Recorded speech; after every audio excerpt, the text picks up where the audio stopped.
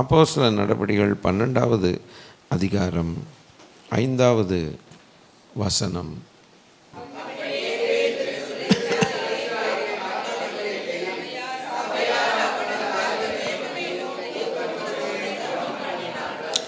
சபையார் அவனுக்காக தேவனை நோக்கி ஊக்கத்தோடு, சபையார் அப்படிங்கிற வார்த்தையை கவனித்து பார்க்கணும். இனி 17வது அதிகாரம் 10ம் 11ம். உடனே சகோதரர் ராத்திரி காலத்திலே பவுலையும் சீலாவையும் பெரோயா பட்டணத்துக்கு அனுப்பிவிட்டார்கள். அவர்கள் அங்கே சேர்ந்து போனார்கள். ஏற்றுக்கொண்டு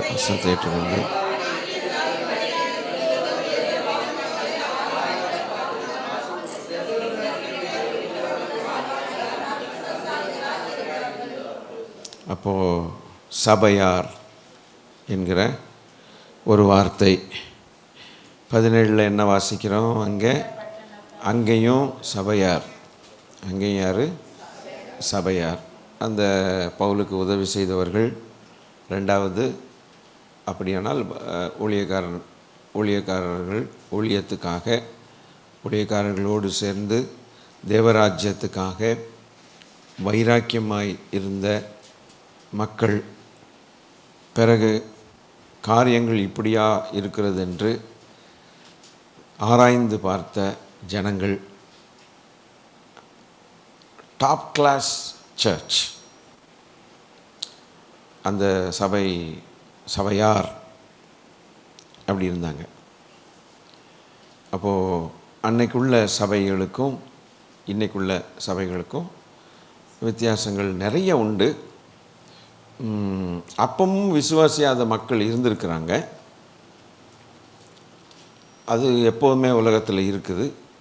இப்பவும் விசுவாசியாத மக்கள் உண்டு.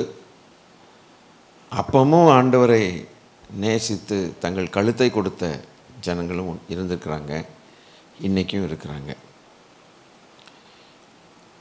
நமக்கு மாடல் யார்? நம்ம யாரை பார்க்கணும் அப்படின்னா, ஊழியத்துக்காக தேவராஜ்யத்தை கட்டும்படிக்கு ஊழியத்துக்காக ஊழியக்காரர்களோடு சேர்ந்து பாடுபட்ட தரத்தில் உயர்ந்ததான சபையாரை, பைபிளில் இருக்கக்கூடிய சபையாரை நாம் மாதிரியாக வைக்க வேண்டும். அதனால் நமக்கு அதிக பிரயோஜனம் உண்டு, ரொம்ப பிரயோஜனம். என்னையும் எம்பிரையும் பார்த்து என்ன பிரயோஜனம்? கோராவை பார்த்து என்ன பிரயோஜனம்? நமக்கு ஒரு லாபம் கிடையாது. அந்த பழக்கத்துக்கு நம்ம தூரமானவர்கள். கர்த்தர் நல்லவர், அது எழுதி வச்சுருக்காங்க ஆண்டவர், அவ்வளோதான். ஆனால் இங்கே சிறைச்சாலையில் ஊழியக்காரர்கள் அகப்பட்டு இருக்கும்போது அன்னைக்கு இருந்த சபையார் லேசாக ஜெபிக்கலை. நம்ம ஜெபித்தார்கள் என்று தியானம் பண்ணுகிறோம், அதில் மன்னர்கள், அதில் நேரத்தை செலவிடுவோம்.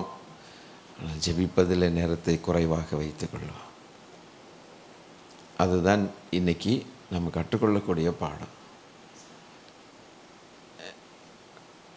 மற்ற நாட்களில் என்ன செய்கிறோம்? அன்றைக்கி அப்படி ஜெபித்தார்கள், சிறைச்சாலை கதவு உடைந்தது, அது பண்ணாச்சு இது பண்ணியாச்சுன்னு சொல்லி ஒரு 3 மணி நேரம் ஜெபிச்சு 3 மணி நேரம் பேசி எல்லாரும் உற்சாகப்படுத்தி அல்லேலூயா கலங்காதீர்கள் கண்ணீரை கர்த்தர் துடைக்கட்டும், அப்படி நல்லது. அப்படி சொல்லக்கூடாதுன்னு நான் சொல்லலை, நல்லது. ஆனாலும் அதை ஞாபகப்படுத்தி கொண்டு ஜபத்தை அதிகமாக கூட்டினால் நமக்கு லாபம். சரித்திரத்தை ரிப்பீட் பண்ணுறதை காட்டலாம். ரிப்பீட்னா திரும்ப திரும்ப திரும்ப திரும்ப ஞாபகப்படுத்தி கொள்ள வேண்டியதுதான். அதுக்காக சொல்லக்கூடாதுங்கள, சொல்லணும். ஆனால் அந்த சரித்திரத்தை ரிப்பீட் பண்ணுறதுலேயே சர்வீஸை என்ன செய்யக்கூடாது, வேஸ்ட் பண்ணிடக்கூடாது. அதை செயல்படுத்தணும். ஞாபகப்படுத்தி கொள்வது எதற்காகன்னா, செயல்படுத்த ஞாபகப்படுத்தி கொள்ளணும். அதுக்கு தான், வேறு ஒன்றும் இல்லை. செயல்படுத்த நாளைக்கு பேங்க்குக்கு போகணும் அப்படின்ட்டு மறந்துடுறோன்னு சொல்லி ஒரு டைரியில் எழுதி வைப்போம். சில நேரம் மறதி வந்துடும். என்னென்ன காரியம் நிறைய ஒரு சில நாள் பார்த்திங்கன்னா லோடு எக்கச்சக்கமாயிரும். எதை செய்கிறதுன்னு தெரியாது. ஒன்று கூட மறக்க முடியாது. ஸ்கூல் ஃபீஸ் கட்டணும், காலேஜ் ஃபீஸ் கட்டணும், பேங்க்குக்கு போகணும், அதெல்லாம் இருக்கட்டும். அதுக்கப்புறம் இந்த ஆள்கிட்ட இது கொடுக்கணும். அது ஒரு சில நாள் ஒன்றும் வேலை இருக்காது, சும்மா உட்காந்துரும். ஆனால் ஒரு சில நாள் பயங்கரமாக குமிஞ்சிரும். அப்போ அதெல்லாம் ஒன்று ஒன்றா எழுதுனா தான் நமக்கு முடியும். அடுத்த நாள் வருது. அடுத்த நாள் அந்த என்னைக்கு நம்ம செய்யணுமோ அந்த நாள் வருது. அப்போ உட்காந்துட்டு ஒரு 100 பேஜ் நோட் புக் எடுத்து இதை செய்யணும், இதை செய்யணும், இதை செய்யணும், இதை செய்யணும், இதை செய்யணுன்ட்டு காலையிலேருந்து ராத்திரி வரைக்கும் எழுதிட்டு இருந்தேன். பேங்க்கு போகணும், பேங்க்கு போகணும், பேங்க்கு போகணும். எழுதியே பேங்க் மூடிட்டான் ஐயா, திறந்தே மூடிட்டான் அவன். இது ஒரு அர்த்தமில்லாத ஒரு காரியம். யாரும் பைத்தியக்காரன் தான் அப்படி செய்வான். நேற்றுக்கு எழுதுனீங்க, இன்றைக்கி டக் டக் டக்குன்னு ஒன்றா போய் செஞ்சிடுறீங்க. அதுபோல் அது ஞாபகப்படுத்தி கொள்ளணும் இல்லையா? அதுபோல் சரித்திரத்தை ஞாபகப்படுத்தி கொண்டு அப்போ தான் நமக்கு கிடைச்ச நாட்களில் காலகட்டத்தில் அந்த காலத்தை நம்ம ஆதாயப்படுத்தி கொண்டோன்னு அர்த்தம். காரியங்களை செஞ்சு முடித்தோன்னு அர்த்தம். செய்யணும் செய்யணும் செய்யணும்னு எழுதுறது இல்லை. அப்படி எழுதுனா எழுதிக்கிட்டே போகலாம். ஒன்றும் செய்யலையே அப்படிங்கிற மாதிரி ஆயிடுது. எனவே சபையார் என்ன செய்தார்கள்? சிறைச்சாலையில் இருக்கும்போது ஊக்கமாக, அப்படின்னா அந்த மனுஷர்களுடைய சபையுடைய தரத்தை பாரு. ஒருவேளை இன்னைக்கு இருக்கக்கூடிய சபைகள் எப்படி இருக்கலாம், இப்படி இருக்குதுன்னு நான் சொல்ல மாட்டேன், இருக்கும்னு சொல்ல மாட்டேன். இருக்கிறது இப்படி கூட இருக்கலாம். இந்த மாதிரி ஒரு இக்கட்டான சூழ்நிலை அவனுடைய கூரையின் கீழே போய் படுத்துங்கலாம். எப்பா நமக்கு ஆபத்து வந்துடும்பா, இதெல்லாம் போய் நம்மெல்லாம் போய் அங்கே போய் நின்னோன்னா போலீஸ்காரனுக்கு முன்னால் நம்மெல்லாம் ஐடென்டிஃபை ஆகிடுவோம், படம் பிடிச்சிடுவான், நீம்மா உள்ளவா அப்படிம்மா, ஜெயிலுக்கு வாம்மா அப்படின்னு எண்ணம் கொள்கிற மக்களும் இருக்கலாம். இருக்கும்னு நான் சொல்ல மாட்டேன், இருக்கும்னு சொல்ல மாட்டேன், இருக்கலாம். பயப்படுகிற சிலர் இருப்பாங்க. நேற்று வந்தவன் பயப்பட்டா பரவாயில்ல, ஆனால் 30-40 வருஷமாக வரவனும் இப்படி இருந்தான்னா அப்போ அந்த சபையுடைய தரம் எப்படிங்கிறத கொஞ்சம் யோசிக்க இல்லையா? அப்போ அவங்க கழுத்தை கொடுத்தார்கள். அப்போ இவர் திரும்பி வருவார், பேதுருவை தேவன் கொண்டே வந்தே ஆகணும் அப்படின்னு ஒத்த காலில் முழு மூச்சா இல்லை ஆண்டவரே, அது எப்படி இன்னும் அவர் என்ன இன்னும் ராஜ்யம் எவ்வளோ கட்டப்படணும், இன்னும் முடியல வேலை, அது எப்படி ஆண்டவரே? நீதிக்காக தானே அவர் போராடி இருக்கிறார், நீதிக்காக தானே சத்தியத்தை பிரசங்கம் பண்ணியிருக்கிறார். நீங்கள் செய்யுங்க, சத்திய தேவன் நீங்கள் வெளிப்படுத்துங்க, நீங்கள் தான் தேவன்னு சொல்லி என்னத்தை ஊக்கமாக ஜெபம் பண்ணாங்களோ எனக்கு தெரியாது, உங்களுக்கும் தெரியாது. ஊக்கமாய் ஜெபம் பண்ணார்கள் தான் போட்டிருக்கோம். ஆனால் என்ன வார்த்தைகளை பயன்படுத்தி ஜெபம் பண்ணாங்கன்னு தெரியல. அந்த நான் வார்த்தைகளை ஒரு 4 வார்த்தை எழுதி ஆண்டவர் சொல்லியிருந்தாருன்னா நம்மளும் அதை காப்பி அடித்து வச்சிருக்கலாம். ஆண்டவர் அந்த இடத்துல சொல்லலை. அப்போ அவங்களுக்கு உள்ளங்கள் எல்லாம் எது மேலே இருக்குதுன்னா இந்த உலகத்தின் காரியங்களில் இல்லை. உங்களால் இதை புரிஞ்சிக்க முடியுதா? அந்த உலகத்தின் காரியத்தில் சோறு தண்ணி இல்லாமல் ஜபத்துக்கு வந்துட்டாங்க. எங்கேயும் போகாமல் அது இதுன்னு வேலைகளை வைக்காமல், நிலத்தில் உள்ள போகாமல், எது பண்ணாமல், எங்களுக்கு இது தேவராஜ்யத்துக்கு கட்டுறதுக்கு இப்படி ஒரு எதிர்ப்பு வந்ததுன்னா நாங்கள் நின்று பிடிச்சி இவனுங்க ஜெபம் பண்ண ஜெபம் என்னத்தை ஜபித்தாங்களோ தெரியல. ஆண்டவர் அங்கே சாவியை வச்சு திறந்து விட்டாங்க. அவங்க ஓடி போய் அங்கே மறுபடியும் பிரசங்கம் பண்ணாங்க. எப்படி இருக்கும்னு கொஞ்சம் யோசிச்சு பாருங்கள். அந்த ஜெபித்த ஜெபங்களுக்கு பலன் பதில் உடனே.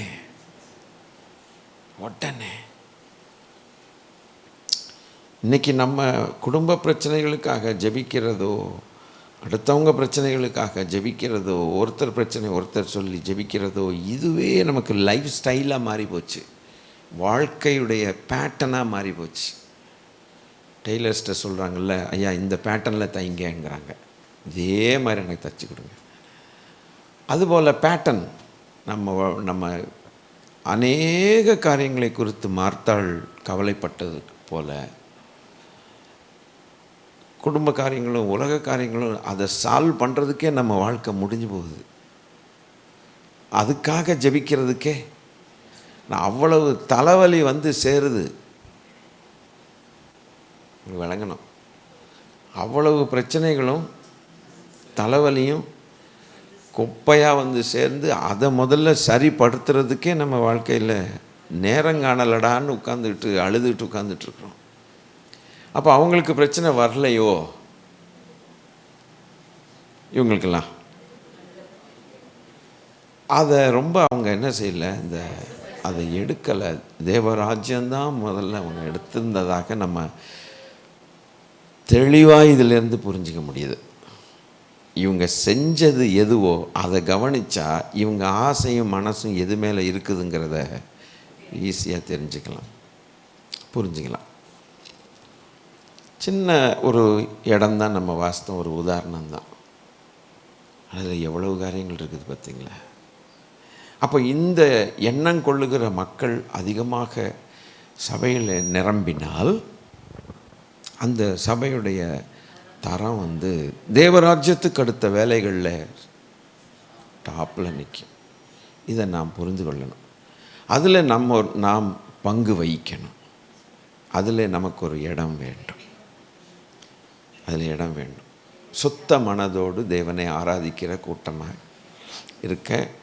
அதனால தான் அந்த பாட்டு, அது எழுதின மிஷனரி பாட்டு, அது உத்தமமாய் முன் செல்ல உதவி செய்தருளும் யெகோவா அப்படின்லாம் ரொம்ப கருத்தோடு அந்த பாட்டை பாடியிருக்கிறாங்க. அதுபோல் அங்கே பிரச்சனை வருது.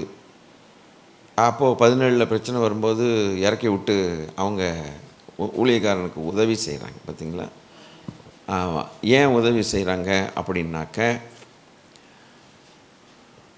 ஏன் உதவி செய்கிறாங்க அப்படின்னா, அந்த பவுலுடைய தேவன் கொடுத்த ஞானம், பரம தரிசனங்கள், அந்த பரம ரகசியங்கள் கிடைக்கக்கூடாத ஒரு பொக்கிஷம். பவுலையா அவ்வளவு பெரிய ஒரு கிஃப்ட்டு. அன்னைக்கு உள்ளவங்களுக்கு மாத்திரம் கிஃப்ட் கிடையாது, இன்றைக்கி நமக்கும் ஒரு பெரிய கிஃப்ட்டு, பெரிய கிஃப்ட். என்ன சொல்லி புகழன்னு ஆண்டவரை தெரியல, அவ்வளவு பெரிய கிஃப்ட்டு. ஆண்டவர் அவனுக்கு அவ்வளவு ஞானத்தை கொடுத்து பரம ரகசியங்கள் எல்லாம்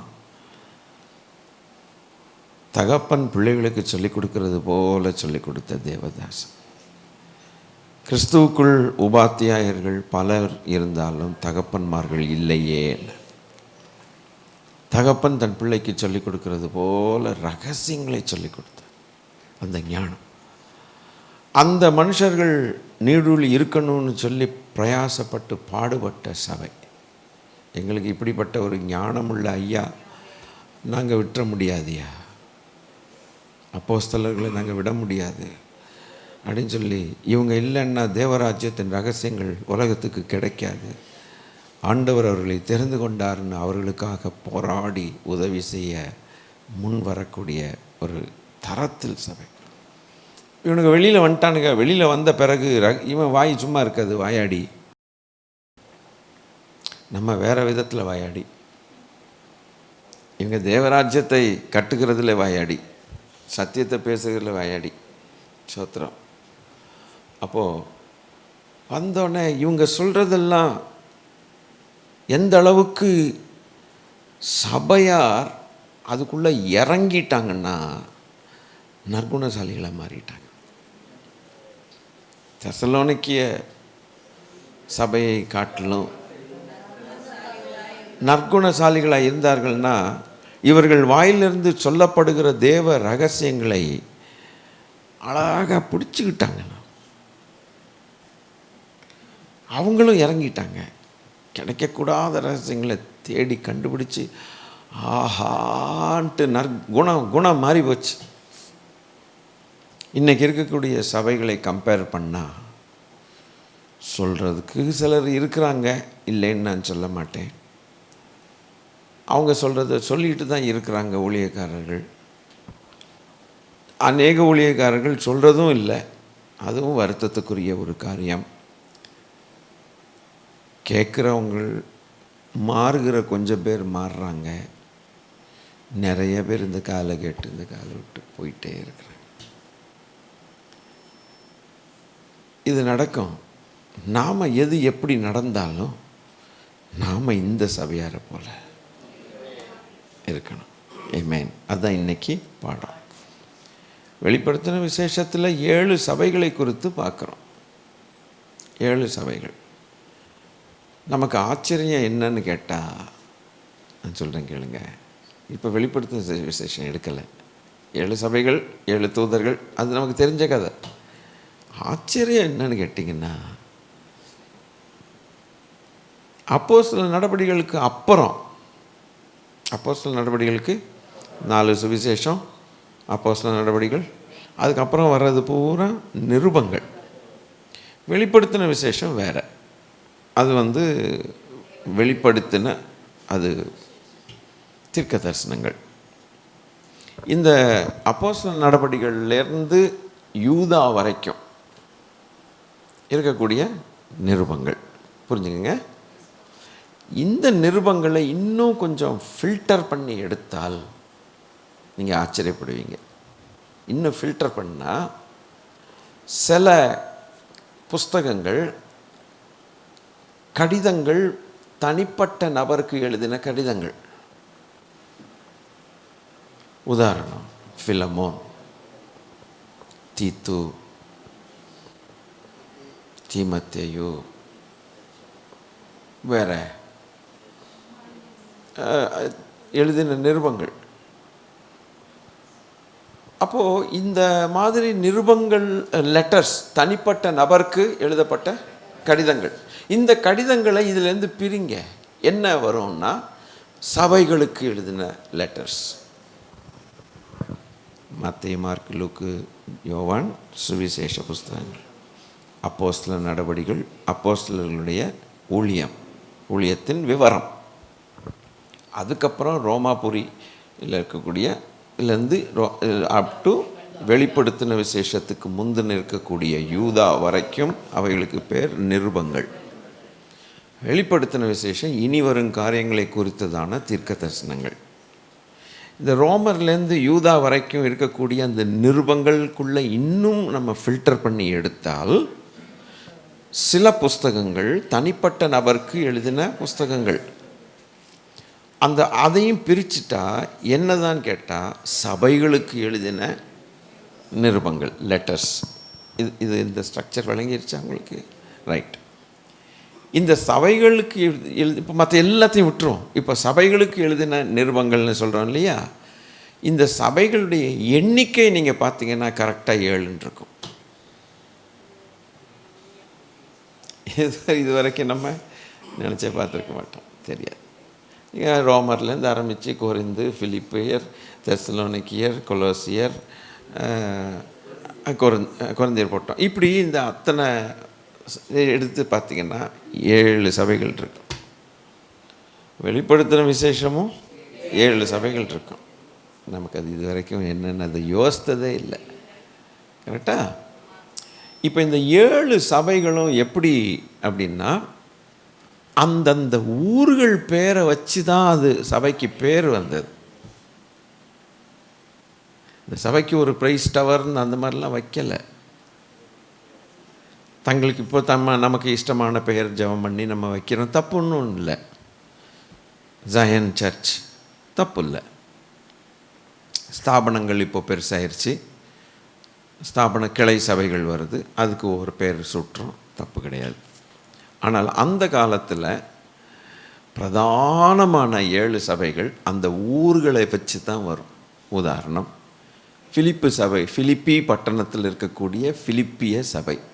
அதுக்கு எந்த ஒரு பேரும் இல்லை. சாரோனின் ரோஜாவோ பள்ளத்தாக்கின் லீலியோ என்ன, எந்த ஒரு பேரும். கொரிந்த் அப்படிங்கிற ஒரு பட்டணத்தில் ஒரு சபை உருவாக்கப்பட்டது, கொரிந்தியர் சபை, அவ்வளோதான். அதுபோல் கலேஷியா, இப்படி தான் ஊர் பேரை வச்சு தான். அப்போ அவங்க இதுலேருந்து நல்லா புரிஞ்சுக்கலாமே.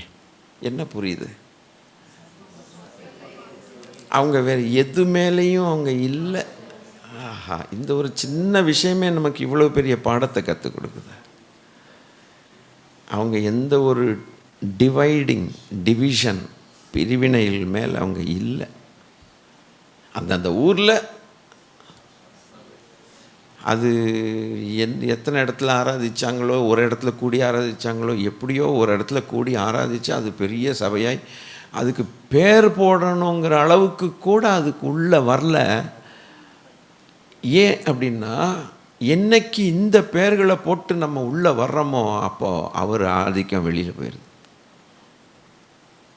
அவர் ஆதிக்கம் வெளியில் போயிடுது. நான் சில பென்டிகாஸ்டல் ரிவைவல் சரித்திரம் 18வது நூற்றாண்டு 17வது நூற்றாண்டு சரித்திரங்கள்லாம் நான் வாசித்தேன். அப்போது அந்த வேல்ஸ் நாட்டுடைய ரிவைவல்னு ஒருவேளை நீங்கள் கேள்விப்பட்டிருக்கலாம். புக்ஸ் வாசித்தா கொஞ்சம் தெரியும். வேல்ஸ் பட்டணத்தின் revival, அசூசா street revival, Scotland revival, இப்படி 1700 1800 அந்த நாட்களில் பயங்கர உலகத்தில் எழுப்புதல்.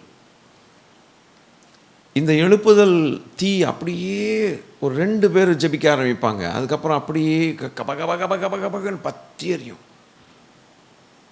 அப்படிப்பட்ட எழுப்புதலை நம்ம ஒரு நாள் கூட கண்களால் பார்த்ததே கிடையாது. இப்போ இருக்கிற சபைகளில் நல்லபடியாக ஓட்டுனாலே போதுண்டாங்கிற அளவுக்கு நிலைமை வந்துடுச்சு.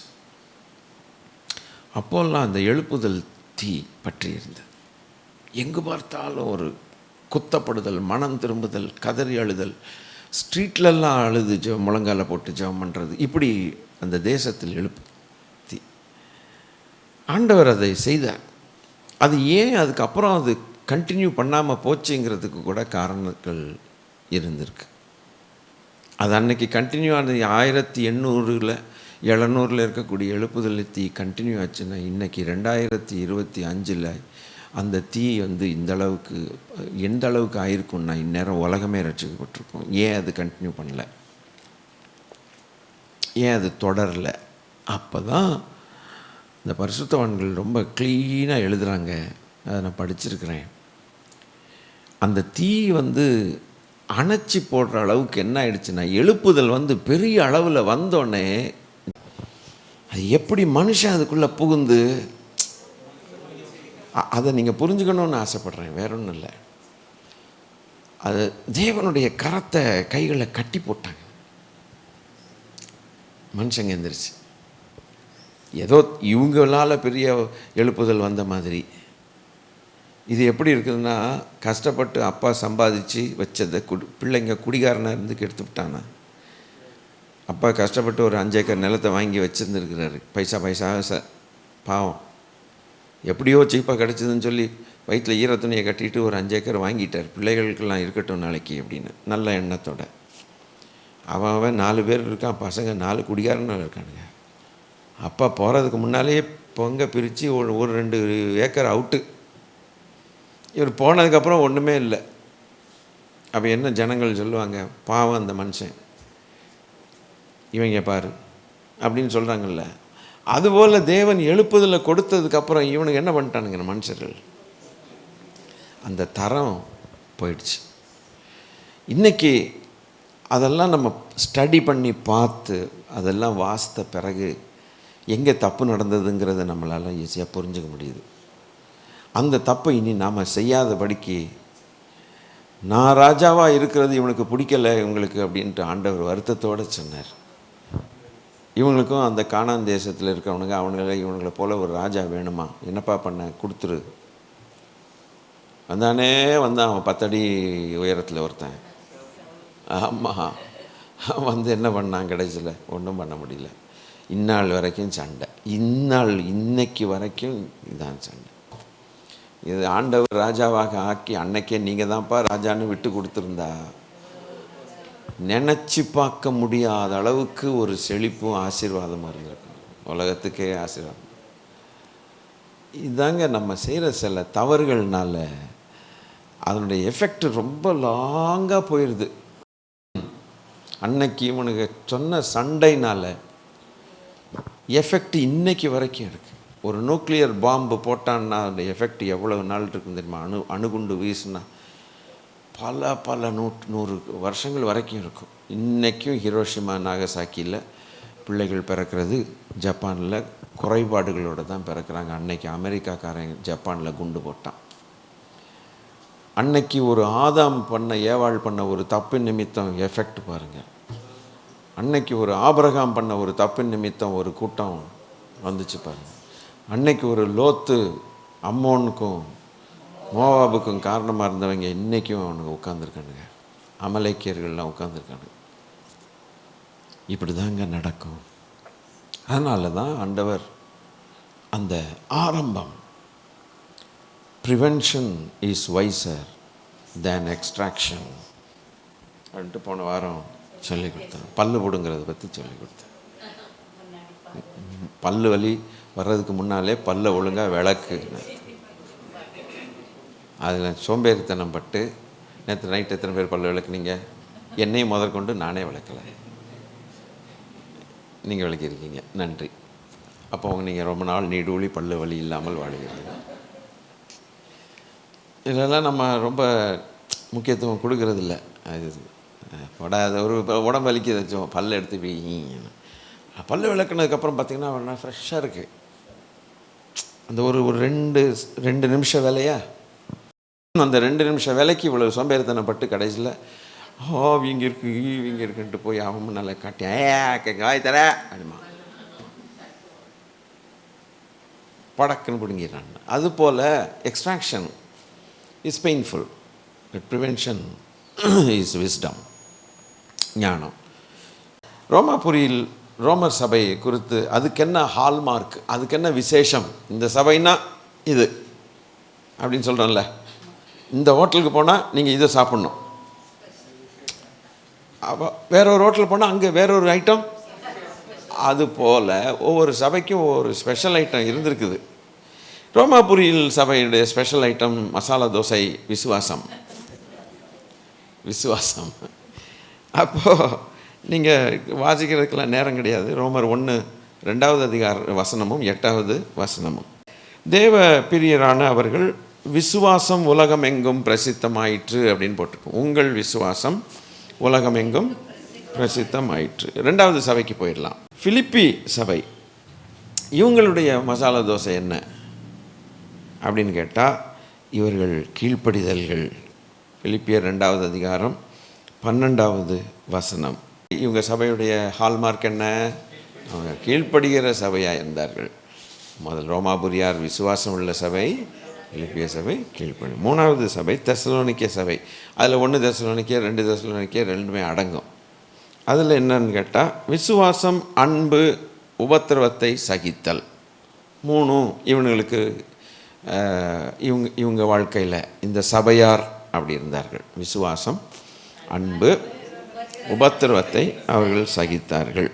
உங்கள் விசுவாசம் பெருகிறதாயும் ஒருவரில் ஒருவர் வைத்திருக்கிற அன்பு அதிகரித்து கொண்டு வருகிறதையும் துன்பங்களையும் உபத்திரவங்களையும் சகித்து பொறுமையை விசுவாசத்தையும் காண்பிக்கிறவர்களுக்கு மாதிரியாக இருந்தால் இவ்விதமாய் விசுவாசங்கள் யாவருக்கும், மக்கதோனியா சபையில் உள்ள யாவருக்கும் கூட அவர்கள் மாதிரியாக இருந்தார்கள் என்று சொல்லி 2 தெசலோனிக்கேயர் 1வது அதிகாரம் 3-5 வசனங்கள்.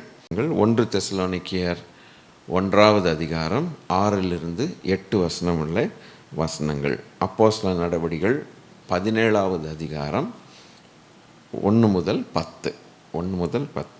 என்னது? 2 தெசலோனிக்கேயர் 1வது அதிகாரம் 3-5, 1 தெசலோனிக்கேயர் 1வது அதிகாரம் 6-8, 17. ரைட்டுங்க. இப்போ 4வது சபைக்கு கொலேசிய பட்டணத்தில் இருக்கக்கூடிய இந்த பட்டணத்தார் என்ன ஐட்டம் வச்சுருந்தாங்கன்னா, இவர்கள் ஆவிக்குரிய அன்பில் இவர்கள் சூப்பராக இருந்தாங்க. எல்லார் மேலும் ஆவிக்குள்ளான அன்புள்ளவர்களாய் இருந்து கொலோசியர் 1வது அதிகாரம் 3-5, 8வது வசனம். கொலோசியர் 1வது அதிகாரம் 3-5, 8வது வசனமும் கொலோசே பட்டணத்துக்கு உண்டான ஒரு விசேஷித்த ஒரு தன்மை. இனி எபேசு பட்டணத்தை குறித்து வாசிக்கும்போது புக் எபேசு சர்ச் ஆஃப் எஃபிசஸ் வாசிக்கும்போது அது பரிசுத்த ஆவியின் நிறைவை பெற்றதான சபை, பரிசுத்த ஆவியின் சபை. எபேசியர் 1வது அதிகாரம் 3-15 வரைக்கும், 3-15, 19வது அதிகாரம் 2-7 வரைக்கும் உள்ள வசனங்கள், 2-7 வரைக்கும் உள்ள வசனங்கள். நீங்கள் விசுவாசித்த போது பரிசுத்த ஆவியை பெற்றீர்களா அப்படின்ட்டுலாம் அப்போஸ்தலர்கள் கேள்வி கேட்டு இல்லைன்னு சொல்ல போய் இயேசுவின் நாமத்திலே பெற்றுக்கொள்ளுங்கள் அப்படின்னு சொல்லி அவங்க பரிசுத்த ஆவியை பெற்றதான சபை. இனி அடுத்து கொரிந்து சபை, 6வது சபை. என்னது? கொரிந்து சபை. இந்த கொரிந்து சபை கிறிஸ்துவின் வருகைக்காய் காத்திருந்த சபை. 6வது சபை என்னது? கிறிஸ்துவின் கொரிந்து சபை வருகைக்காக காத்திருந்த சபை. 1 கொரிந்தியர் 1வது அதிகாரம் 7வது வசனம், 3வது அதிகாரம் 1-4, 1வது அதிகாரம் 11-12, 5வது அதிகாரம் 1-7. இப்படி சில வசனங்களை எல்லாம் பார்க்கும்போது இன்னும் அதிகமான வசனங்கள். இவர்கள் வருகைக்காக அதிகமாக காத்திருந்த சபை. கடைசியாக 7வது சபை கலாத்தியா நாட்டு சபை. கலாத்தியா நாட்டு சபை இது கொஞ்சம் கஷ்டமான. பவுல் சொல்கிறாரு, ஆவியில் ஆரம்பித்து மாம்சத்தில் முடிஞ்ச சபை. இதுதான் ஸ்பெஷல். இதுக்கு என்ன ஸ்பெஷல்னா, ஆவியில் ஆரம்பித்தானுங்க, மாம்சத்தில் முடியுது. இது கொஞ்சம் சிலுவையின் தரிசனத்தை கண்டவர்கள், ஞானஸ்நானம் பெற்று கிறிஸ்துவை தரித்து கொண்டவர்கள், தேவ ஊழியர்களை ஏற்றுக்கொண்டு அன்பாய் உபசரித்த ஒன்னனுக்கும் வசனம் இருக்குது, உபசரித்தாங்க. ஆனாலும் ஆவியில் ஆரம்பம் பண்ண இவர்கள் மாம்சத்தில் முடிய போய் ஒரு புத்தீனராய் மாறிவிட்டார்கள். சத்தியத்துக்கு கீழ்ப்படியாதவர்கள் துர்போதனைகளுக்கு செவி சாய்த்து போனார்கள். கிறிஸ்து மறுபடியும் அவர்களில் உருவாக வேண்டிய நிலைமையில் காணப்பட்டார்கள். கரெக்டாக ஏற்கனவே கிறிஸ்து உருவாகி நல்ல ஆவியின் அபிஷேகத்தை பெற்று தரிசனத்தை பெற்று ஊழியக்காரர்களை ஏற்றுக்கொண்டு ஊழியத்தில் பெரிய காரியங்கள்லாம் செய்து எல்லாம் ஓஹோ அப்படின்னு போயிட்டு மறுபடியும் புத்தீனமாய் மாம்சத்தில் போய் அப்புறம் பவுல் சொல்லுகிறார், உங்களை மறுபடியும் கிறிஸ்து பிறக்கணுண்டான்ட்டார். மறுபடியும் காலைல சாப்பிட்ட சாப்பாடு மறுபடியும் நைட்டு சாப்பிட்டாகணுங்கிறது போல் வேறு வழி இல்லைன்னு அது மாதிரி ஆகிப்போச்சு கதை. கிறிஸ்து மறுபடியும் உங்களுக்குள் உருவாக வேண்டியது. அப்போ இவ்வளவு நாள் பண்ண பிரயாசங்கள் எல்லாம் வீணாக போச்சே. அப்போது இந்த சபை இது 7வது சபையாக நாம் எடுத்து பார்க்கும்போது, வெளிப்படுத்தின விசேஷத்தில் 7 சபைகள், 7 சபைகளை குறித்து எப்படியோ வண்டி ஓட்டிருச்சு. அதில் வந்து ஃபிலடெல்ஃபியா நம்பர் 1 நிற்கிது. கடைசியில் 7வது சபை பார்த்தா லவோதிக்கேய சபையாக இருக்குது. லவோதிக்கேய சபை வாந்தி பண்ணி போடுவேன். அப்போது இந்த சபை கலாத்தியரும் என்ன 7வது சபையாக நம்ம வச்சு பார்க்கும்போது, ஓஹோன்னு வந்தவங்க மாம்சத்தில் முடிஞ்சு ஆரம்பத்தில் ஓஹோன்னு வந்தவங்க அந்த ஆரம்ப அன்பு எல்லாத்தையும் விட்டுட்டு மாம்சத்தினுடைய புத்தியில் எல்லாம் சபையே மாம்சமாக இருக்குது. ஒரு 10% விசுவாசிகள் கூட ஒரு ஆவிக்குரியவங்களை இல்லை. எவன் எடுத்தாலும் மாம்ச புத்தி, மாம்சம் சாகலை, சுயம் சாகலை, அது சாகலை, இது சாகலை, உலகத்துக்கு வாழ்கிறது, உலக ஆசைகளுக்கு வாழ்கிறது, ஃபுல்லாக மாம்சமாக மாறி போச்சு. அப்போ பவுல் வந்து செக் பண்ணுறார் அந்த சபையை. பவுலுடைய புத்தியே இப்படித்தான். அவர் டூர் போட்டுக்கிட்டே இருப்பார். டூர் போட்டு ஜாலியாக அந்த ஹோட்டலில் தங்கிட்டு இந்த தோசையை சாப்பிட்டு வரோம், அங்கே அந்த தோசையை சாப்பிட்டு, அப்படி அல்ல. இந்த சபைகளை குறித்ததான பாரம். மிஷினரி அவர், அப்போஸ்தலர், சபைகளை குறித்ததான பாரம் எப்படி இருக்கிறாங்க பார்க்கலாம். அதனால தான் பர்னபாஸை கூட்டிகிட்டு போகலான்ட்டு ஐடியா போட்டார். வாப்பா போகலாம்ப்பா, நம்ம போய் பார்த்துட்டு வரோம். நம்ம பார்க்காட்டி இந்த சபைகள்லாம் பாவம் எப்படி என்ன போதிக்கிறாங்களோ, என்னத்தை எவன் உள்ளே நுழைஞ்சானோ, யெகோவா விட்னஸ் நுழைஞ்சானோ, மார்மன் நுழைஞ்சானோ, எது நுழையுதோ, துருபதேசங்கள், கள்ள உபதேசம் நுழையுதோ, கள்ள சகோதரர்கள், கள்ள அப்போஸ்தலர்கள், பிசாசுகள் உள்ள நுழையுதா, பாவம் செய்கிறானுங்களா பார்க்கலாம், போய் பார்த்துட்டு ஒரு பரிசுத்தை பார்க்கணுமே, அவர் வருகைக்கு ஆயத்தமாகணும். எப்பா இந்த மனுஷனுடைய வாழ்க்கை அப்படி கொரிந்து சபைக்கு வந்தபோது தான் பார்த்தாரு, தன்னுடைய சொந்த தகப்பனுடைய மனைவியை வச்சிருக்கிறான்டா இவன். அப்படிப்பட்ட காரியங்கள் எல்லாம் அஞ்ஞானிகளுக்குள்ளே அது செய்யப்படாத ஒரு தப்பாக இருக்குதுன்னு காட்டு கடுப்பாகி எப்படியெல்லாம் பாடுபட்டு அப்போ தான் பர்னபாஸ் சொன்னார், தான் அண்ணன் பையன் மார்க்கை கூட்டிகிட்டு போயிடலாமான்னு. அவனுக்கு ஆகாது, நீ அவனை அப்போ இருந்து கூப்பிட்டு போகிறப்பா அப்படின்னா. ஏன்னா இவர் ஆவிக்குரிய எந்த எண்ணத்தில் போகிறாரு, பர்னபாஸ் எந்த எண்ணத்தில் கண்டவனையும் கூப்பிட்டு வந்தா எப்படி கடும் வாக்குவாதம் பிரிஞ்சு போய் அவன் சீலாவை கூட்டிகிட்டு போயிட்டான். போ நீ என்ன. ஆனாலும் கூட மார்க்கு ரட்சிக்கப்பட்டான் கடைசியில். எவ்வளவு ஒரு வைராக்கியத்தில் அந்த சபைகளை குறித்ததான பாரம். அப்படி கலாத்தியா சபைக்கு வரும்போது அவர் ஐயா பிரசங்கம் பண்ண பார்த்துருப்பாரோ இல்லை கேள்விப்பட்டிருப்பாரோ, மேடையில் நின்றுப்பார், பார்த்தா கண்டுபிடிச்சிருவார், இவங்க பூரா மாமிசம் மண்ணுங்கடா இவனுங்க. ஒரு காலத்தில் எப்படி இருந்தானுங்க, 5 வருஷம் முன்னால் நான் வந்தேன், ஐயா அண்ணலை பார்த்துருக்கணும், நான் இவங்களை குறித்து இல்லை வெளியில் சாட்சி சொல்லிட்டு இருந்தேன் இந்த மூஞ்சிகளை. இப்போ பார்த்தா கறிக்கட்டையாக இருக்கானுங்க. கிறிஸ்துவங்களுக்குள்ளே திரும்ப உருவாகணும்னு கத்திவிட்டான். மனம் திரும்புங்கடா அப்படின்ட்டு. இது நடக்கும். இது நடக்காதபடிக்கு நம்ம காத்துக்கொள்ளணும். மாம்சம் குறைஞ்சி ஆவிக்குரிய வாழ்க்கையில் ஆவியில் வெளியில் வரணும். ஆக இந்த 7வது சபையை நம்ம எடுத்துக்கொண்டது இந்த மாதிரி இருக்குது. இன்றைக்கி இருக்கக்கூடிய லவோதிக்க வெளிப்படுத்தின விசேஷத்துடைய அந்த அடையாளமாக இருக்குது. இந்த ஸ்டடி உங்களுக்கு ஆசீர்வாதமாக இருந்திருக்குன்ட்டு நான் கிறிஸ்துவுக்குள் நம்புகிறேன். அப்போ ஒவ்வொரு சபையும் முதலாவது என்னென்னா, தன் பெயரால் அழைக்கப்படலை, பெயர் சூட்டப்படவில்லை. தேவன் அந்த ஊரை வச்சு அது அழைக்கப்படுது. வேற எப்படித்தான் அடையாளம் கண்டுபிடிக்கிறதுன்னு தெரியல. நமக்கு இன்னைக்கு பேர் வைக்கணும்ட்டு நமக்கு தெரியுது, அவனுங்களுக்கு தெரியாமல் இருந்திருக்குமோ? ஏன் ஒரு பேர் கிடச்சிருக்காதோ? போட நினச்சா கொரிந்து சபை மாதிரி ஒருத்தன் அப்போலோவை சேர்ந்தவன், ஒருத்தன் கேபாவை சேர்ந்தவன், ஒருத்தன் நான் இயேசுவை சேர்ந்தவன், இப்படிலாம் சொல்லியிருந்தாங்க, அன்னைக்கு இருந்திருக்கிறாங்க. அப்போ அவங்க பேர் வைக்கணும்னா வச்சுருந்துருக்கலாம். ரோஜா கிறிஸ்துவின் சபை ஏதாவது வச்சுக்கலாம். இன்னொருத்தன் மல்லிகைப்பூ ரோஜா கிறிஸ்துவின் சபைன்னு வச்சுருப்பான், வைக்கலாம் அது. ஆனால் தேவன் தான் அது முக்கியம்னு சொல்லி அந்த ஃபோக்கஸ் அப்படி போயிடுச்சு. அப்போ நல்லா புரியுது இன்றைக்கி அதுலேருந்து எவ்வளவு இறங்கி இருக்கிறோங்கிறது புரியுது. இறங்கின நாம் இப்போ மறுபடியும் ஃபோக்கஸ் அங்கே கொண்டு போகணும். அது குடும்பமாக இருந்தாலும், சபையாக இருந்தாலும், தனிப்பட்ட வாழ்க்கையாக இருந்தாலும், அங்கே போகும்போது இது ரொம்ப முக்கியமே கிடையாது. இந்த பேர் சூட்டுறதோ இல்லை இது பண்ணுறதோ அது முக்கியமே கிடையாது. அப்போ அங்கே ஃபோக்கஸ் வச்சதுனால தானே நற்குணசாலிகளானார்.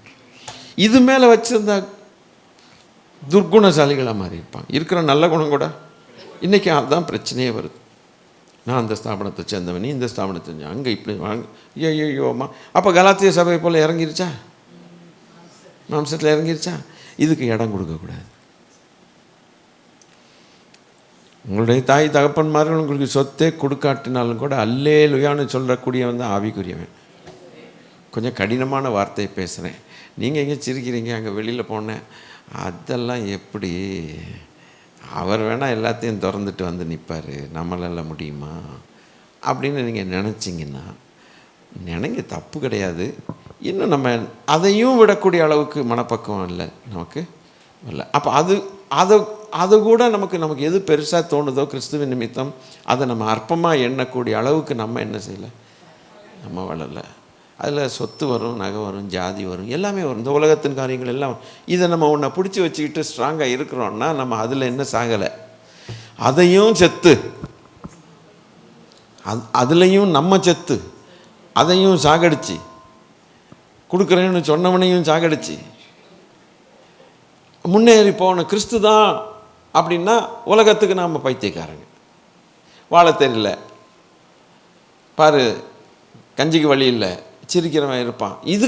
இதுக்கும் ஸ்தோத்திரம் பண்ணி தேவனே நீர் போதும்னு சொல்லி விசுவாச பரீட்சை ஒன்றுமில்லாமல் இருந்தும் நாங்கள் எல்லாவற்றையும் உடையவர்களாக இருக்கிறோம் என்று சொல்லக்கூடிய வரைக்கும் வரணும்னா ஒன்றும் இல்லாமல் ஆகணும் முதல்ல. அதுக்கப்புறம் தான் அங்கே நம்பிட்டு எல்லாம் உடையவர்களாக இருக்கிறோம்னு போட்டிருக்கு. யோபுக்கு ஆடு மாடெல்லாம் போனதுக்கப்புறம் எவ்வளோ பேர் சிரிச்சிருப்பான். பயங்கரமான பாவம் பண்ணியிருப்பான், தப்பு பண்ணியிருப்பான் இவன் அப்படின்னு தானே பயங்கரமாக நியாயம் தீர்த்திருப்பாங்க. அவனுடைய நிலைமை அவனுக்கு தான் தெரியும். ஆனால் கடைசியில் 2 மடங்கு ஆசீர்வதிக்கும் போது இவங்கெல்லாம் எங்கே போனானுங்க? பாவம் பண்ணாவன்னு சொன்னாங்கன்னா எங்கே போனாங்க? நல்ல வேளை தேவன் நாங்கள் எழுதலை, ஏன்னா அவங்கள குறித்து எழுத வேண்டான்ட்டு ஆண்டவர் விட்டுட்டாங்க. இவங்க ஒன்றும் வெக்கப்பட்டிருக்கணும், இல்லைன்னா மன்னிப்பு கேட்டுருக்கணும். ஐயா நாங்கள் சொன்னதெல்லாம் ரொம்ப தப்புயா, ஒன்று வெக்கப்பட்டு போயிருக்கணும். இல்லைன்னா மன்னிப்பு கேட்டுறோம், ஐயா நாங்கள் தெரியாமல் சொல்லிட்டோம், இந்த தெய்வம் எங்களை மன்னிப்பாராக அப்படின்ட்டு கேட்டிருக்கோம். அந்த ஃப்ரெண்ட்ஸுக்காக ஜெபம் பண்ணல அப்படின்னு. சரி, அந்த ஃப்ரெண்ட்ஸ் வந்திருப்பான் போல், என்ன தெரியாமல் பேசிட்டேன், நீர் உண்மையாகவே தேவனுடைய மனுஷன். சிலர் சொல்லுவாங்க, இப்போ தான் நீர் தேவனுடைய மனுஷன் உண்மையாக எங்களுக்கு தெரியுது. ஆண்டவர் உயிர்த்தெழுந்த பிறகு தான் அவன் சொன்னான், இவர் உண்மையாக ஆண்டவருடைய தேவகுமாரன் தான் அப்படின்னு. அதுபோல் இன்னும் ஒரு சிலர் செத்தே போயிருப்பான், இன்னும் ஒரு சிலர் பொறாமையிலே செத்து போயிருப்பான். எல்லா கேட்டகரியும் இருக்குது. ஆனால் ஒரு யோபு மாத்திரம் 250 பேர் குச்சியை கொண்டு வந்தாங்க, தூபகலசையும் கொண்டு வந்தாங்க. ஆண்டவர் சொன்னார், குச்சியை கொண்டு வா நாளைக்கு. ஆரோனும் குச்சியை கொண்டு வந்தான். இது மாத்திரம் துளிக்குது, மற்றெல்லாம் பட்டு போச்சு. என்ன நடந்திருக்கும்? மனம் திரும்புறதுக்கு கூட வாய்ப்பில்லாதபடிக்கு தேவன் அளித்தார். இவங்க மனம் திரும்பி இன்னொரு முறை உயிரோடு அவன் உலகத்தில் இருக்கக்கூடாது. பிழைனார். என்ன ஆழத்தில் டமால் உள்ள போயிட்டாங்க. ஒரு 5 அடியாக இருந்தாலும் எப்படி தாவி கீவி வந்துடுவானுங்க ஏறி. அது போயிருக்கும் ஒரு 500 அடி பிளந்து. பிளந்தோன்னே டப்புன்னு மூடி இருக்கும். ஆண்டவருடைய கோபம், அவ்வளவு கோபம் வந்துட்டு. ஆனால் ஒருத்தனுடைய கோல் மாத்திரம் துளுத்திக்கிட்டே இருக்கு. நாம் அவரை பற்றி கொண்டு உலகத்தில் இருந்து அது நிமித்தம் அவமானப்பட வேண்டிய ஒரு சூழ்நிலையாக இருந்தாலும் அவர் விட்டு கொடுக்க மாட்டார். அவருக்காக நாம் இருக்கிறோம் என்பதை தேவன் அறிந்ததுனால கடும் வைராக்கியத்தில் நம்மளை விட்டே கொடுக்க மாட்டார். சில காலம் அவமானப்படணும், சில காலம் நிந்தைகள், பலவிதமான மொழிகள் நம்ம மேலே பேசப்படும். அமைதியாக இருக்க வேண்டும். நம்முடைய கோலை துளிர்க்க பண்ணுகிற தேவன் இருக்கிறார். ஆக இந்த சபைகளைப் போல அந்த கேரக்டர்லாம் நீங்கள் நோட் பண்ணியிருக்கீங்கன்னு நினைக்கிறேன். அந்த கேரக்டரை கொஞ்சம் வீட்டில் தியானம் பண்ணுங்கள். ஆண்டவரே, நாங்கள் இந்த சபையில் நாங்கள் அப்படி மாறணும் ஆண்டவரே. அல்லேலூயா. ஜெபம் பண்ணலாம், ஜெபம் பண்ணலாம். எல்லாரும் ஒரு அர்ப்பணிப்பு பண்ணி என்னென்ன பேசணுமோ அப்பாட்ட பேசிடுங்க. ஐயா,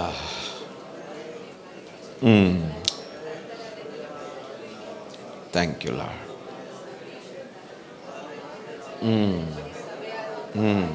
கரெக்ட். உத்தமமாய் முன் செல்ல உதவி செய்யும் யெகோவான்னு பாடிடுறோம். செய்யா செய்யா தரம் இன்க்ரீஸ் ஆகணும். ஐயா, முதல்ல எனக்குள்ளே ஆகணும், அதுக்கப்புறம் என் குடும்பத்துக்குள்ளே ஆகணும், அதுக்கப்புறம் என் சபையில் ஆகணும். அப்போ தான் எழுப்புதல் வழி, அதுதான் சேனல். அல்லேலூயா. நன்றி அப்பா, நன்றி ஆண்டவரே. ஒரு அர்ப்பணிப்போடு இன்றைக்கி நாங்கள் ஆரம்பிக்க எங்களுக்கு உதவி செய்தீங்களே, நன்றி. தொடர்ந்து எங்களை வழி நடத்துங்க. எங்கள் ஆண்டவர் இயேசு கிறிஸ்துவின் நாமத்தில் பிதாவே, ஆமென். என் ஆத்மாவே கர்த்தரை ஸ்தோத்திரி, என் முழு உள்ளவனுடைய பரிசுத்த நாமத்தை ஸ்தோத்திரி. என் ஆத்மாவே அவர் செய்த சகல வாரங்களையும் மறவாதே, ஆமென். கர்த்தர் உங்களை ஆசீர்வதிப்பாராக. God bless you.